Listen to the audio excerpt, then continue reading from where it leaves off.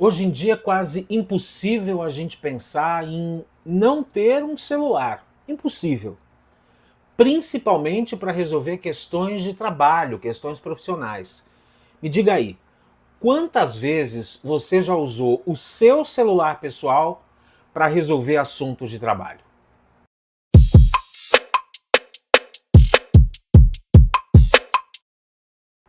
Essa história de usar o celular pessoal, equipamentos pessoais, rendeu uma indenização para um trabalhador do Acre. A Justiça do Trabalho do Acre reconheceu que um trabalhador, um motorista, usou o próprio celular para fazer controle de embarque, desembarque e manutenção do veículo, especialmente porque o aparelho fornecido pela empresa estava com um defeito. Por isso, o juiz decidiu que a empresa deveria indenizar o trabalhador em R$ 2.500 como forma de compensar os custos dele com dispositivos e manutenção. Eu já perdi as contas de quantas vezes em 3 décadas de profissão eu já tive que usar os meus equipamentos para poder trabalhar. E não só em pequenas empresas. Em grandes empresas também já passei por isso. Isso é mais comum do que se imagina. Eu já ouvi relatos de profissionais, por exemplo, de comunicação, que é a minha área, que quando chegavam num trabalho, numa redação, numa assessoria de imprensa, a primeira coisa que perguntavam para eles era: você usa sempre seu celular, né? Seu celular tá ok? Ele pode receber foto, ele pode enviar foto, a câmera dele está funcionando? E a pessoa respondia: sim, está. É, porque nós vamos precisar dele, você vai usar muito o seu celular para esse trabalho. E o funcionário não tem obrigação, prova disso é o que concluiu a Justiça do Trabalho do Acre, por exemplo. O funcionário não tem obrigação de colocar os próprios equipamentos para trabalhar. Durante a pandemia, isso aconteceu de forma indiscriminada, né?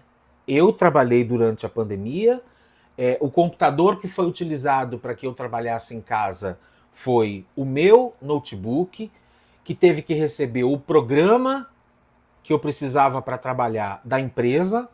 Ao mesmo tempo, a empresa não queria mexer no meu computador, porque era meu computador, era um notebook pessoal, e era um notebook de uma marca que não conversava com o sistema dessa empresa. Então eu vivi, para ser bem claro e bem rápido, um verdadeiro inferno durante pelo menos o primeiro ano e meio de pandemia, tentando fazer o meu notebook pessoal se adequar ao sistema da empresa, ao programa que a empresa disponibilizava para que eu pudesse fazer o meu trabalho de casa e que não foi diminuído ou suprimido ou reduzido em nenhum momento.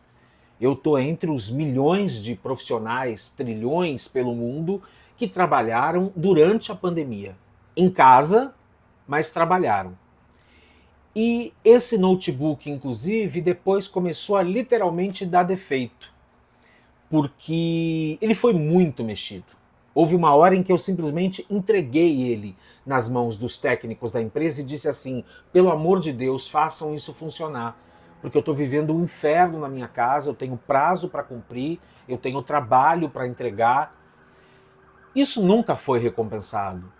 Que nós, profissionais, não deixemos de ser profissionais, não deixemos de nos dedicar às nossas funções e ao nosso trabalho, mas que a gente não tenha que ser quase sócio das empresas, colocando a serviço das empresas, principalmente quando nós temos um contrato formal de trabalho, os nossos equipamentos para que a gente trabalhe para eles.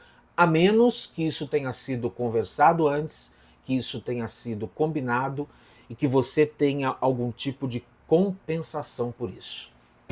Eu sou o Celso Bandarra e essas são histórias que eu vi ou vivi nos meus 30 anos de jornalismo.